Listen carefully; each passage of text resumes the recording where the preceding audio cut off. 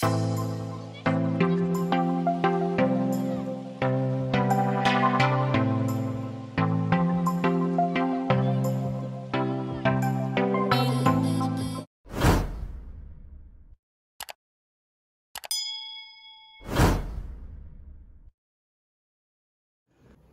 na bandeko nyonso oyo bapesami mpona kolanda chaîne ya YouTube na biso Kati Kapesa TV. Lelo Kati Kapesa TV ayeli bino nini? Lelo Kati Kapesa TV ayeli bino makusa na ye elubu na ye ndenge amesana kolakisa bino ba elubu chaque fois de façon que ba mama bana ba oyo nyonso même ba jeune fille ba balite tokoki biso nyonso toujours ko améliorer ba cuisine na biso pe kolamba na biso e ko kozala ko bima na ba façon moko boye et ba tupe ba koka kondima yango. Lelo elubu ya lelo ezali simple, ezali facile vraiment elubu moko oyo penza ndenge na lingaka kolia pe ndenge na lingelaka. Lelo to kolamba nini? Lelo tozali na ngai na mosaka ya mbila. Et voilà, elubu na biso ezali ngai na mosaka ya mbila. Et voilà, elubu na biso nde na uti koloba. Lelo elubu na biso ezali vraiment elubu mo kitoko, ezali ngai na mosaka ya mbila. Donc ngai na mosaka ya mbila na moni kanakati moni mbila na biso déjà ndenge bongami et puis tokotia yango nini tokolamba ngo na mbisi ya kokauka. Mbisi ni tokolambela ngai na biso ezali nzombo no moni.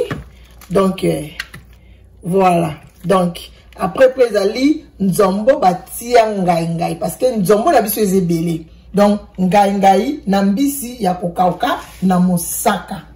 Pona kolamba mosaka na biso ya ngai ya lelo tokozala na besoin ya mosaka ya ngoyo, tokozala na besoin ya mungwa, et puis tokozala na besoin ya ail, tokozala na besoin ya matungulu, tokozala na besoin ya ndembi, tokozala na besoin ya tomate ya mbuma, pe tokosalela tomate concentré tozwango muke, tokozwango juste ka muke pona tokoka kotaki elubu na biso ezala vraiment esusu bien. Et puis tokozala na besoin ya poivron, et puis tosalela pe pilipili oyo ya vert moko, tozala pilipili na biso tokotia kati elubu na biso po ekoka kozala na sa epesa saveur kitoko. Et puis na suka na ngo tokoya kotia bouillon. Première des choses tozala na besoin ya nzungu na biso ya kitoko, nzungu na biso yango wana ndenge to présenter yango. Tozala na besoin ya mbila, nazo fongola mbila na nga na banza bomonde nazo fongola mbila na ngai.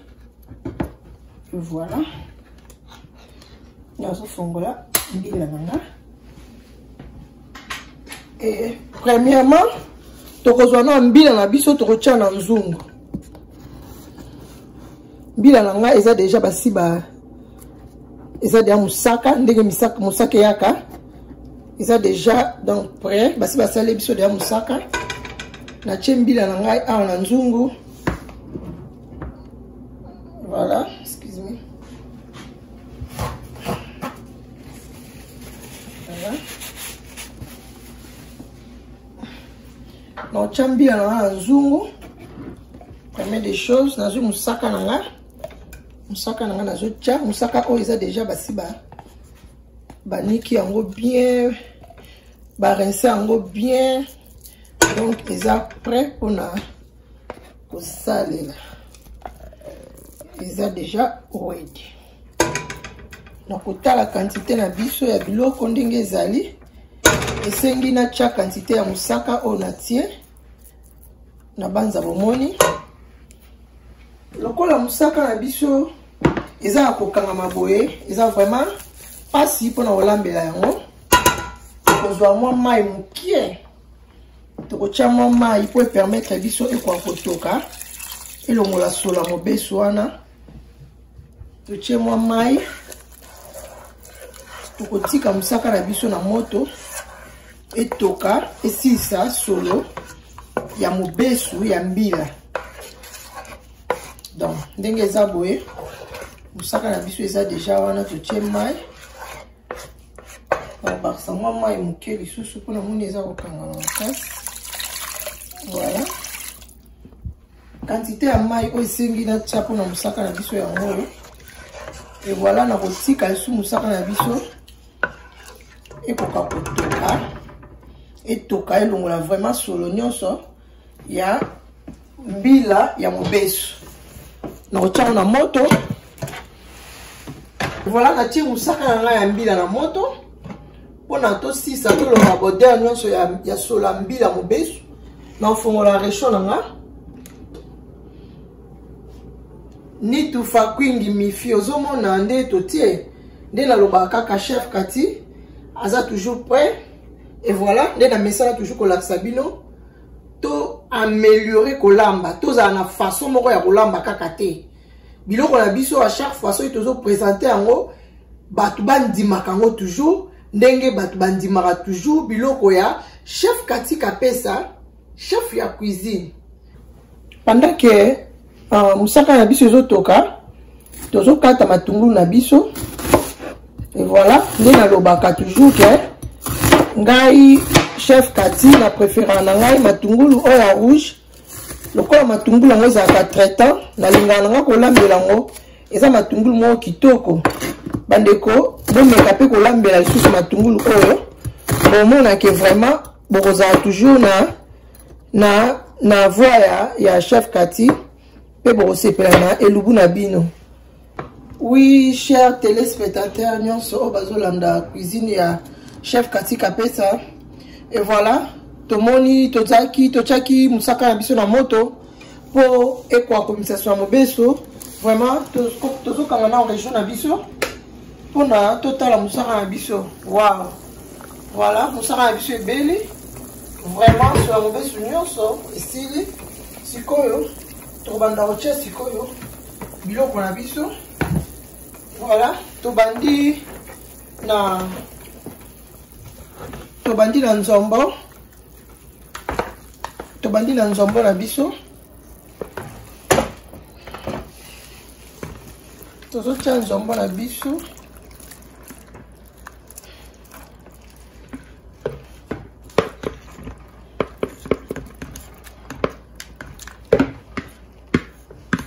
Voilà, tozotia nzombo na biso.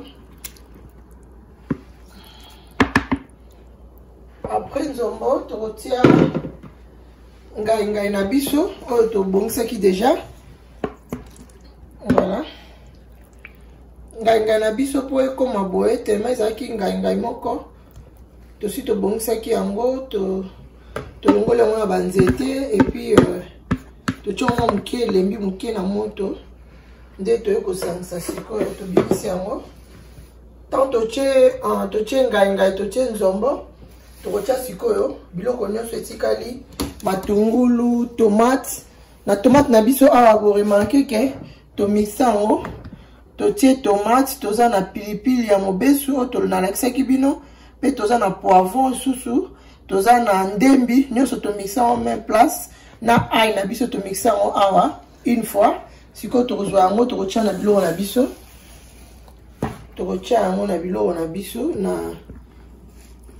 na musaka na biso et puis tokotia matungulu na biso. Nzombo yango eza ebele esengi quantité ya biloko nyonso nazotia sikoyo. Voilà, et puis tokozwa tomate concentré moke totie delutu totia 3. Voilà, namoni ke koki tozwi tomate moke oyo ya boîte totia bacuillère ya mike wana mpe tokofinika biloko na biso tokotika yango sikoyo etoka. Voilà, tozongisi moto na biso na 8 tozela résultat nini epesa biso avant totia pilipili. Totikana na pilipili awa nde tinalobaka natiki pilipili nanga awa naza na besoin parce que na biloko te mpona bana. Et voilà, tokotika yango etoka lokola tosali musaka ya mbila oyo nde tolambeli boye ezali mafuta. Toza na besoin ya kokalinga susu sauce na biso te na huile soit na mafuta songolo po to tiaka kati ya elubu na biso mbila yango musaka yango moko eza déjà na huile. Alors soki biso tozwi susu mafuta songolo soit tokalingi susu na pona kobelisa susu ba matungulu na biso sauce na biso to tia biloko ekozala too much. Alors eza good te pona santé tobi ke mafuta eza vraiment malamu mingi te na biloko tozo koma ko éviter ba biloko wana muke malembe. Et voilà, jusqu'à to koma même s'il faut que l'ambe même huile d'olive to koma osala yango mbila yango moko déjà to mona ki ebimisi déjà mafuta mbila ebele. Alors to tiki yango wana etoka esangana ebela siko biloko ezo bela ezali nzombo na biso musaka ya nzombo ebela na ngai o to tie esangana na ba matungulu nyonso to tie esangana place moko après ko pesa biso sauce moko kitoko soki yango etoki na suka nango to ya ko tia siko bouillon na biso. Après to make sure ce qui mungwa na biso ekoki tant to cha bouillon pour ça na mungwa muke to tana mungwa bongote de père que biloko na biso ele ka mungwa. Et voilà to tiki yango na moto to ça ba mama na fixer minute te to tiki yango etoka jusqu'à ce que ko bela total résultat nini et ko pesa biso le ko balandi musaka mbila o biso to za na États-Unis d'Amérique to za na États-Unis d'Amérique musaka mbila o na somaki yango na store ya papa Emery Mbaya na Galesbourg, dans la ville ya Galesbourg. Et voilà, ndenge na loba toujours tozali pona bino soki bino mopesi ngai soki bino bokomelaka ngai te soki bino bozo commenter ba elubu na ngai te ezali kwa bozo contribuer na musala na ngai te.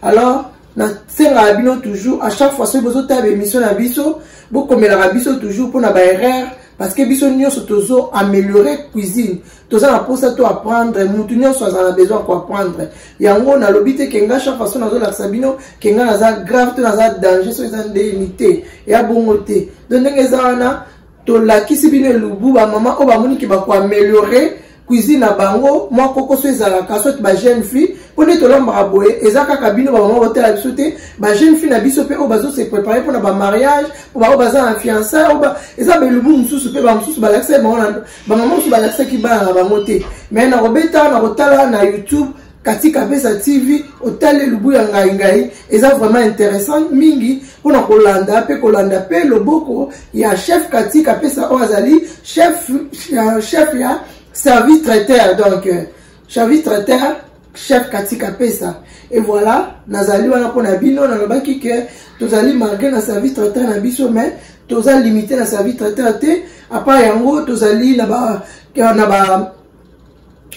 ba conseil to pesa le conseil conjugal et puis tozali na ba émission na biso makusa wendeni to ko améliorer kolamba na biso. Et voilà maele o ya ngai na linga toujours ko bomba mon côté na linga toujours to ko partager ngo elongo na bino ba onyo so ba ko se pe na émission na biso ceux qui vont moni pouce o ya like ou bien ya j'aime boko kipe ko appuyer wana et pour na ko like ba émission na biso pour na ko commenter ba émission na biso et pas ba komi commentaire na remercier pe mingi pe bandeko nyonso oyo baza kotika biso te baza ko soutenir biso na ko abonner na ba chaîne na biso ya YouTube. Et voilà merci na bino nyonso bandeko na ngai oyo nyonso bandeko na biso nyonso oyo boza toujours chaque fois ko soutenir chaîne oyo ya Katika Pesa TV bo s'abonner belé pe ba oyo ba s'abonner na nute boko ko tinda toujours ba lien na biso ya ba émission ba vidéo na biso bo partager yango partie au moni qui est vraiment intéressante au koki kozwa partie wana au kati yango pe o tindi ba lien et pas ba ninga na yo pe ba ninga wana pe ba garder yango te ba tinda ainsi de suite. C'est comme ça que ba vidéo na biso et ko panzana mokili mobimba pe ba to ebele pe ba koyo ba biso. Merci pour la bino nyonso bozali ko continuer ko s'abonner na chaîne na biso tozali wana pour na bino vraiment na sepela kata nazo zwa belubu na ngai pe nazo lamba nazo laksa bino ba oyo ya ngai nazo ko laksa bino chaque fois ba émission na biso ba belubu na biso et puis boza ko encourager ngai na ba commentaire en tout cas et ça la nga bien. Merci encore une fois de plus tozo continuer pendant que musaka na biso ya ngai na nzombo ya mosaka na ngai zo toka. Et voilà tozo profiter na moment oyo ko pesa bandeko nyonso ba mbote na pesi na bandina na babone nyonso boze belé na kotanga mutu moko te za pasi ba abonné nyonso o ba s'abonner na chaîne na biso ya Katika Pesa TV ba bisous na bino ba gros bisous na bino vraiment na pesi bino ba merci mingi na remercier bino tika ete ba sala ba misala bango ba nyonso baza tika ete ekende pe liboso lokola ya ngai pe za ko kende dans le quoi botala nga bozo soutenir nga veut dire musala ekende liboso na pesi mbote mingi na papa Emery ye moko le boss ya alimentation Arlette Store na pesi bambote belé Emery Mbaya motema ya Arlette Mbaya na kati ya Galesbourg na États-Unis d'Amérique et na tiki Emery ye moko te na quel susu na leki na ngai Florence Kayoko na Bruxelles ba gros bisous na yango wana elongo la libota no mobimba to profiter le susu ko pesa ba mbote na biso et pas ya Lydie Makaba motema ya Serge Makaba na Allemagne yaya gros bisous na yaya ta petite sœur no ye wana toujours na cadre ya masolo kolamba nde na linga masolo kolia donc là vraiment Damas na saka na Damas te na loba kolia il faut zwa tana kolia donc kolia il faut lamba olambi biloko na bien on prépare kitoko et puis tant ozo lia olia na ba petit nyonso kolia ba blaga na ngote ba mama bo blaga na makambo olia te Damas ba blaga na ngote soko ozo linga olamba il faut zwa tana mobimba obongisi makusa na kitoko ba épice na yo o arranger o kitoko tango koya ko tep makusa na mesa indimami ndeti ya Katika Pesa donc ya chef Katika Pesa et voilà tu profiter les sous à part Florence Kayoko tu pesa les sous mbote na biso na Chancel Muswamba motema ya Platini Tisui en tout cas ba gros bisous na bino boza toujours botika attend chaque fois so bo monde émission na botika raté bolanda émission na pe bozo encourager à chaque fois en tout cas merci na bino nyonso sans oublier oncle Joseph Abamungu motema ya Nicole Abamungu ya bino yango wana toujours na cadre ya kolanda émission na chaque fois na ba chaque fois vraiment de bo soutenir nga moko benga ba appel pour na encourager musala nga ke liboso vraiment na sepela mingi tango benga nga et ça la bien et voilà bon continuer toujours ko komela bisonné na utoloba et to bo sanité ko pesa pe mbote na biso et pas ya Chantal Kabea motema ya Stéphane Amuzu oya koma Chantal Amuzu to bo sanité Mireille Nzeba motema ya Stéphane Pimpa ba gros bisous na yo na lakaki yo lubu nazo zela toujours appel na yo pona ko ça le lubu et pas na yo petite sœur tozo tala toujours ni ne lubu na biso to tala ndenge zo toka wa to fini kandu na biso exactement ngande na lobaka na lamba na nga biloko mokiete na lambi lelo lobi na bandi susko lamba na restaurant na biso lelo na invité ba client nyonso oyo ba toujours na cuisine na biso balinga toujours cuisine ya chef Kati elubu na biso ya lelo ezali mosaka ya nzombo na ngai alors repas na bino recette na bino yango wana voilà recette na biso yango oyo mosaka na biso ezotoka ezopesa déjà ntunga moko ya kosakana te donc ndenge ezalaka kaka nzungu na nga tellement edébordé na diminue moto yango moke mpo esopana esu te voilà mosaka na biso ndenge ezotoka na moto ntunga voilà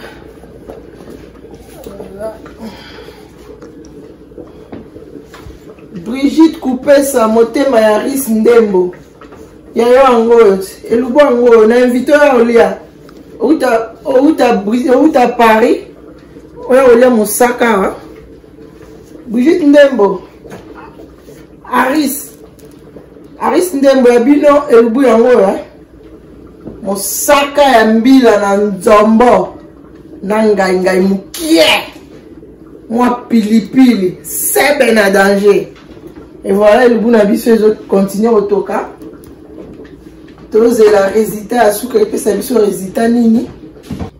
Oui, chers téléspectateurs, tofongola nzungu na biso totala suite nde nalobaki après tozonga mpo totala nzungu na biso. Wow, bomoni nde nalobaki ke mosaka ya mbila esengaka mafuta te. Bomoni mafuta emati likolo, mafuta emati likolo, tokotya pilipili na biso epuis tokotya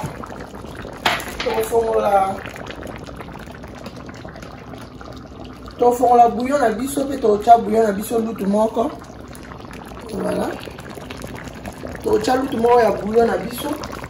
Avant tobakisa muwa, il faut to make sure soki bouillon wana totie ekoki epesi goût ya kitoko na biloko na biso. Tobala biloko na biso mpo totala résultat. Wow, tobalola biloko na biso totala epesi ndenge nini. Tomélange yango avant otya muwa na otika yango so na moto etoka. Bomoni ndenge ezomona elubu na biso ndenge moni to mosaka ndenge ekangami makasi mpenza ya makasi te mpo tokoki kokangisa yango ke ezala boto te. Eza boto me boto moko eza un peu léger, eza vraiment ya kokangama mpenza makasi te. Et voilà, donc mosaka ya mbila basalelaka yango esu sauce moko songolo pembeni te ke lourd, non? Voilà, soupe na biso eza vraiment lourd, eza kitoko lourd pe ya makasi te ke lourd. Tolobi boto na ndenge ya bakongo, tobala bakongo, tokomana baterme nyonso na bakongo nyonso. Voilà, sauce na biso ndenge eza ko se présenter eza kitoko. Et voilà ndenge ezotoka. Voilà, wow, et bon tunga moko eza tina 15e lieu ekomi. Voilà, tobaloli nde naloba nzungu ifo ezala nzungu ya kalite ya kitoko, nzungu ya bien oyo esalaka biloko ezika te. Tokotika yango susu na moto, baepisi na biso nyonso totyaki wana ebela kitoko. Me biloko na biso esi ebeli vraiment, mais totiki yango nano en attendant na lokola touti kotya bouillon tozela etoka lisusu. Après toyeba résultat soki tobakisa mungu na suka to tobakisa te. Bomoni nde nalobaki mosaka ebimisaka huile nango, ebimisaka mafuta. Mosaka na biso ya mbila ebimisi mafuta. Naza na besoin te ke nazwa susu sauce na bando kalinga sauce na mafuta pembeni, non.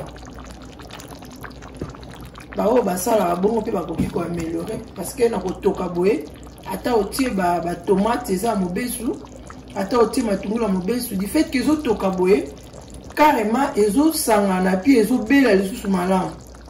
Et voilà, elubu na biso eza wana totiki yango etoka pe pilipili na biso pe elemba. Après tolongola pilipili mpona bana.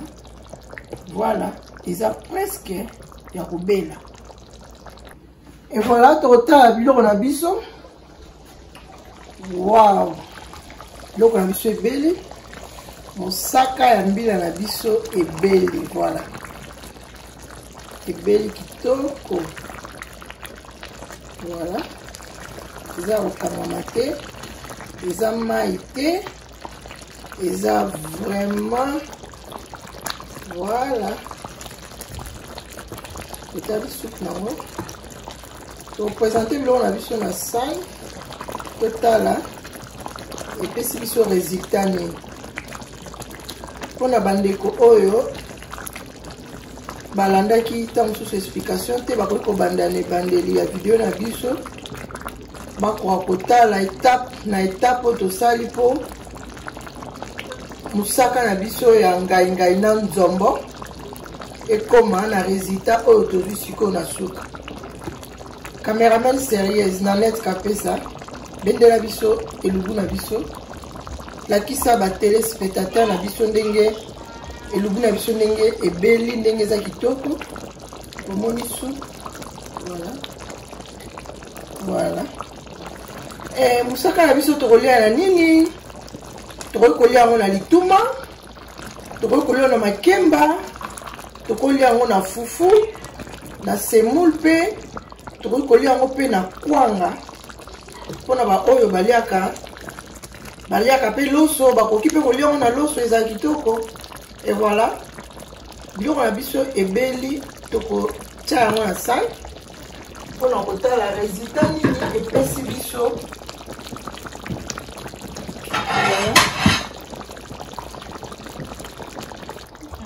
Oui, bandeko balandi, bon remarquez que tu tiens sous moi le goût ôté parce que tant que tu qui bouillon, tu mets qui le goût d'un tout le monde qui est mon wala et kokaki, tu as sous na posa mon wate, ndé na bino na débit que ceux qui le goût d'un biso essaie na mon wate tu mon wa. Tant tu tiens bouillon, tu mets qui tu montres que tu as qui sous na besoin mon wate et puis tu dois éviter pe sur mon wa belé pour na biloko pour na santé et voilà recette na biso est déjà prêt pour na relire. Mais invité la biso ya lelo pona elubu na biso ya ngai mosaka na nzombo. Ouais. Bayebani o. Yvon Bigogo motema ya Mireille Landu na Swed na Kake Ngambe les grands quartiers. Et voilà. Elubu oyo. Koli yango. Wow. Voilà. Bomoni sauce. Bomoni et le goût na biso ndenge ezo se présenter. Voilà ndenge eza kitoko. Bon appétit. Bon soupe. Tala soupe en mosaka. Tala soupe en mosaka ya mbila. Soupe ya mosaka ya mbila. Wow. Voilà. Kolia yango na nini? Kolia yango na kwanga.